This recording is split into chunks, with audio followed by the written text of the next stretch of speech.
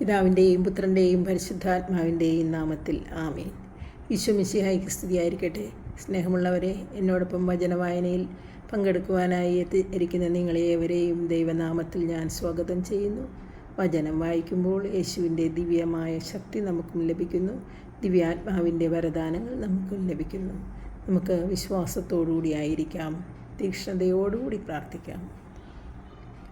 ബലഹീനതയിൽ ബലമേകി ബലവാനായവൻ കൂടെയുണ്ട്. കൃപയാലേ കൃപയാലേ കൃപയാൽ അനുദിനവും. സങ്കീർത്തനം 103:17 പ്രകാരമാണ്: കർത്താവിൻ്റെ കാരുണ്യം അവിടുത്തെ ഭക്തരുടെ മേൽ എന്നേക്കും ഉണ്ടായിരിക്കും. അവിടുത്തെ നീതി തലമുറകളോളം നിലനിൽക്കും. കർത്താവിൻ്റെ കാരുണ്യം അവിടുത്തെ ഭക്തരുടെ മേൽ എന്നേക്കും ഉണ്ടായിരിക്കും. അവിടുത്തെ നീതി തലമുറകളോളം നിലനിൽക്കും. സങ്കീർത്തനം 103:17. അപ്പസ്തോല പ്രവർത്തനങ്ങൾ 25-ാം അധ്യായമാണ് നമുക്ക് വായിച്ച് മനസ്സിലാക്കേണ്ടത്. അത് 2 ശീർഷകങ്ങളാണ് അതിനുള്ളത്: സീസറിന് നിവേദനം, അഗ്രിപ്പായുടെ മുൻപിൽ എന്നിങ്ങനെ. നമുക്ക് വചനഭാഗം കയ്യിലെടുത്ത് നിങ്ങൾക്കും എന്നോടൊപ്പം വായനയിൽ പങ്കുചേരാവുന്നതാണ്. 25-ാം അധ്യായം അപ്പസ്തോലന്മാരുടെ പ്രവർത്തനങ്ങൾ. ഫെസ്തൂസ് പ്രവിശ്യയിൽ എത്തി 3 ദിവസം കഴിഞ്ഞ് കേസറിയായിൽ നിന്ന് ജെറുസലേമിലേക്ക് പോയി. പുരോഹിത പ്രമുഖന്മാരും യഹൂദ പ്രമാണികളും പൗലോസിനെതിരെയുള്ള ആരോപണങ്ങൾ അവനെ ധരിപ്പിച്ചു. തങ്ങൾക്ക് ഒരാനുകൂല്യമെന്ന നിലയിൽ അവനെ ജെറുസലേമിലേക്ക് അയക്കാൻ അവർ അവനോട് അപേക്ഷിച്ചു. മാർഗമധ്യേ ഒളിഞ്ഞിരുന്നവനെ കൊല്ലണമെന്ന് അവർ ഗൂഢാലോചന നടത്തിയിരുന്നു. പൗലോസിനെ കേസറിയായിൽ സൂക്ഷിച്ചിട്ടുണ്ടെന്നും താൻ ഉടൻ തന്നെ അവിടെ പോകാൻ ഉദ്ദേശിക്കുന്നുണ്ടെന്നും ഫെസ്തൂസ് മറുപടി നൽകി. അവൻ പറഞ്ഞു: അതുകൊണ്ട് നിങ്ങളിൽ പ്രമാണികളായവർ എൻ്റെ കൂടെ വന്ന് അവൻ്റെ പേരിൽ എന്തെങ്കിലും കുറ്റമുണ്ടെങ്കിൽ പരാതി സമർപ്പിക്കട്ടെ. 8-10 ദിവസത്തോളം അവരുടെ ഇടയിൽ താമസിച്ചതിന് ശേഷം അവൻ കേസറിയായിലേക്ക് മടങ്ങിപ്പോയി. അടുത്ത ദിവസം അവൻ ന്യായാസനത്തിലിരുന്ന് പൗലോസിനെ കൊണ്ടുവരുവാൻ കൽപ്പിച്ചു. അവൻ വന്നപ്പോൾ ജെറുസലേമിൽ നിന്നെത്തിയിരുന്ന യഹൂദന്മാർ അവൻ്റെ ചുറ്റും നിന്ന് ഗുരുതരമായ പല കുറ്റങ്ങളും ആരോപിച്ചു. എന്നാൽ തെളിയിക്കാൻ അവർക്ക് കഴിഞ്ഞില്ല.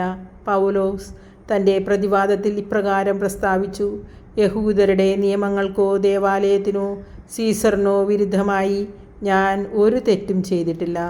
എന്നാൽ യഹൂദരോട് ഒരാനുകൂല്യം കാണിക്കാൻ ആഗ്രഹിച്ചുകൊണ്ട് ഫെസ്തൂസ് പൗലോസിനോട് ചോദിച്ചു: ജെറുസലേമിലേക്ക് പോകാനും അവിടെ എൻ്റെ മുൻപിൽ വെച്ച് ഇവയെപ്പറ്റി വിശദീകരിക്കപ്പെടാനും നിനക്ക് സമ്മതമാണോ? അവൻ പറഞ്ഞു: ഞാൻ സീസറിൻ്റെ ന്യായാസനത്തിലാണ് നിൽക്കുന്നത്. അവിടെ തന്നെയാണ് ഞാൻ വിചാരണ ചെയ്യപ്പെടേണ്ടതും. നിനക്ക് നന്നായി അറിയാവുന്നതുപോലെ യഹൂദരോട് ഞാൻ ഒരു തെറ്റും ചെയ്തിട്ടില്ല. ഞാൻ തെറ്റുകാരനും വധശിക്ഷ അർഹിക്കുന്ന എന്തെങ്കിലും ചെയ്തവനുമാണെങ്കിൽ മരിക്കാൻ ഒരുക്കമാണ്.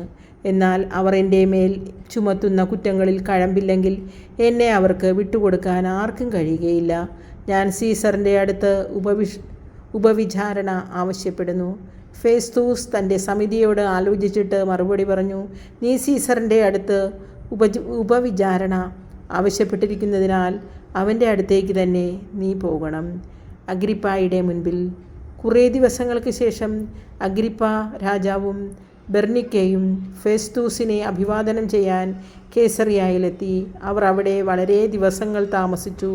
ഫെസ്തൂസ് പൗലോസിൻ്റെ കാര്യം രാജാവിനെ ധരിപ്പിച്ചുകൊണ്ട് പറഞ്ഞു: ഫെലിക്സ് തടവുകാരനായി വിട്ടിട്ടു പോയ ഒരു മനുഷ്യൻ ഇവിടെയുണ്ട്. ഞാൻ ജെറുസലേമിലായിരുന്നപ്പോൾ പുരോഹിത പ്രമുഖന്മാരും യഹൂദ പ്രമാണികളും അവനെതിരായി വിധി പ്രസ്താവിക്കാൻ അപേക്ഷിച്ചുകൊണ്ട് അവനെക്കുറിച്ചുള്ള വിവരങ്ങൾ എന്നെ ധരിപ്പിച്ചു.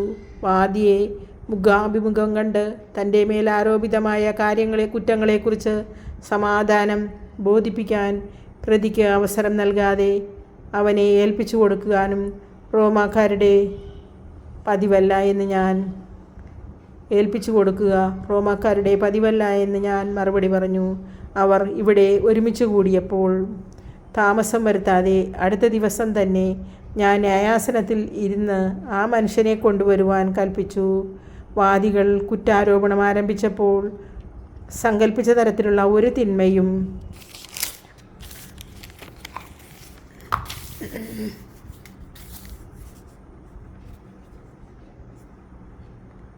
അവൻ്റെ മേൽ ചുമത്തേണ്ടതില്ല. എന്നാൽ തങ്ങളുടെ തന്നെ ചില അന്ധവിശ്വാസങ്ങളെക്കുറിച്ചും മരിച്ചുപോയെങ്കിലും ജീവിച്ചിരിക്കുന്നുവെന്ന് പൗലോസ് സമർത്ഥിക്കുന്ന ഒരു യേശുവിനെക്കുറിച്ചും മാത്രമേ അവർക്ക് അവനുമായി അഭിപ്രായ ഭിന്നത ഉണ്ടായിരുന്നുള്ളൂ.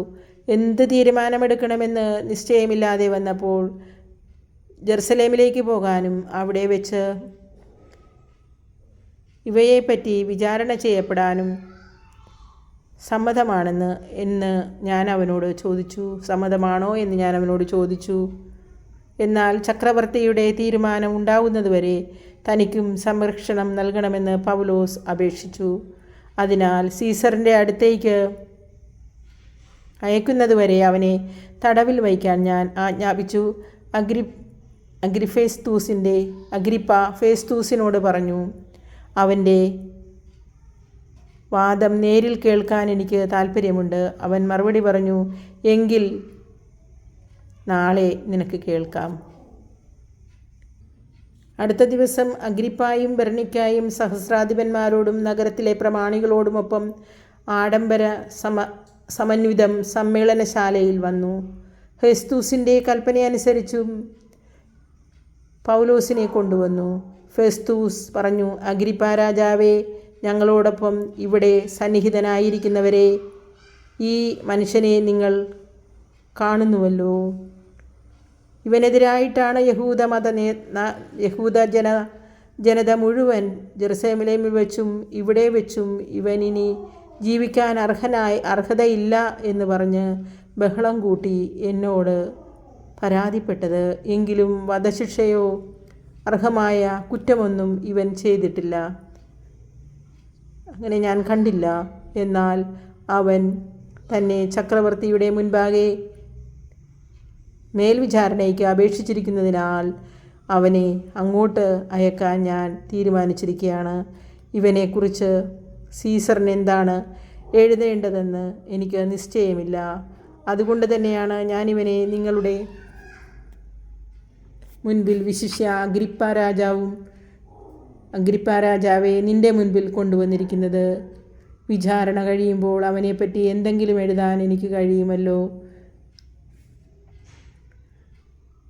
തടവുകാരനെ അയക്കുമ്പോൾ അവനെതിരായുള്ള ആരോപണങ്ങൾ വ്യക്തമാക്കാതിരിക്കുന്നത് ശരിയല്ലെന്ന് എനിക്ക് തോന്നുന്നു. കർത്താവിൻ്റെ വചനം. ദൈവത്തിന് നന്ദി. സ്നേഹമുള്ളവരെ, ഈ നിമിഷങ്ങൾ നാം വചനവായനയിൽ അപ്പസ്തോല പ്രവർത്തനങ്ങൾ 25-ാം അധ്യായമാണ് ശ്രവിച്ചുകൊണ്ടിരുന്നത്.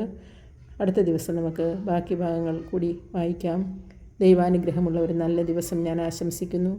എന്തുകൊണ്ടോ എൻ്റെ ഈ യൂട്യൂബ് ചാനലിൽ ഇപ്പോൾ കൂടുതൽ പേർ എത്തുന്നില്ല. മറ്റുള്ളവരെ ആകർഷിക്കാൻ പറ്റിയ യാതൊന്നും എൻ്റെ കയ്യിലില്ല. നിങ്ങളുടെ പ്രാർത്ഥന മാത്രമേ ഞാൻ ആഗ്രഹിക്കുന്നുള്ളൂ. കർത്താവിനെ സ്തുതിക്കുക, അത് മാത്രമേ എനിക്കും ആഗ്രഹമുള്ളൂ. നിങ്ങൾ എന്നോട് നിന്നതിന് നന്ദി. ദൈവം അനുഗ്രഹിക്കട്ടെ.